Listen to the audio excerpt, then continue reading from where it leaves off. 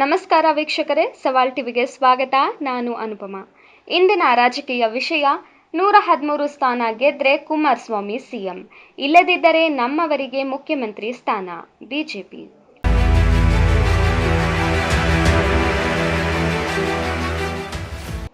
113 ಸ್ಥಾನ ಗೆದ್ದು H D. Kumaraswamy CM ಆಗಲು ಅಭ್ಯಂತರವಿಲ್ಲ.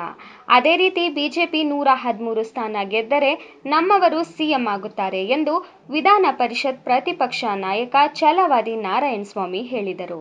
ಹಾಸನದಲ್ಲಿ ಮಾತನಾಡಿದ ಅವರು, ಜೆಡಿಎಸ್ ನಮ್ಮ ಬಗ್ಗೆಯಾಗಲಿ ನಾವು ಅವರ ಬಗ್ಗೆ ಮಾತನಾಡುವುದು ಸೂಕ್ತವಲ್ಲ.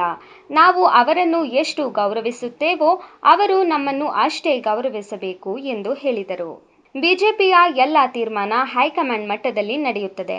ಜೆಡಿಎಸ್ ತೀರ್ಮಾನವನ್ನು ದೇವೇಗೌಡರು, ಕುಮಾರಸ್ವಾಮಿ ಮಾಡುತ್ತಾರೆ. ಸ್ಥಳೀಯ ಸಂಸ್ಥೆ ಮೈತ್ರಿ ವಿಚಾರ ಕೇಂದ್ರದ ಮಟ್ಟದಲ್ಲಿ ನಿರ್ಧಾರ ಆಗುತ್ತದೆ. ತಳಮಟ್ಟದಲ್ಲಿ ಯಾರು ಏನೇ ಮಾತನಾಡಿದರೂ ಪ್ರಯೋಜನವಿಲ್ಲ ಎಂದರು. ಶಾಸಕ ಎಚ್.ಡಿ. ರೇವಣ್ಣ ಸೇರಿದಂತೆ ಯಾರು ಏನೇ ಹೇಳಿಕೆ ನೀಡಿದರೂ ಅದಕ್ಕೆ ಪ್ರತಿಕ್ರಿಯಿಸುವುದಿಲ್ಲ. ನಮ್ಮ ವಿರೋಧವಿಲ್ಲ. ರಾಜ್ಯ ಬಿಜೆಪಿ ಪ್ರಧಾನ ಕಾರ್ಯದರ್ಶಿ ಪ್ರೀತಂ ಜೆ ಗೌಡ ಅವರಿಗೆ ಟಿಕೆಟ್ ನೀಡುವುದು ವರಿಷ್ಠರು.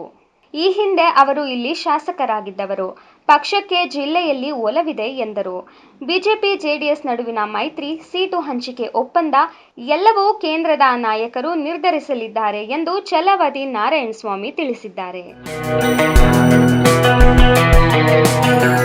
ಇದೇ ತರ ಹೆಚ್ಚಿನ ವಿಡಿಯೋಗಳಿಗಾಗಿ ಸವಾಲ್ ಟಿವಿಯನ್ನು ಸಬ್ಸ್ಕ್ರೈಬ್ ಮಾಡಿ, ಲೈಕ್ ಮಾಡಿ, ಶೇರ್ ಮಾಡಿ, ಹಾಗೆ ನಿಮ್ಮ ಅನಿಸಿಕೆಗಳನ್ನು ಕಮೆಂಟ್ ಬಾಕ್ಸ್ನಲ್ಲಿ ತಿಳಿಸಿ. ಸವಾಲ್ ಟಿವಿ ಸದಾ ನಿಮ್ಮೊಂದಿಗೆ.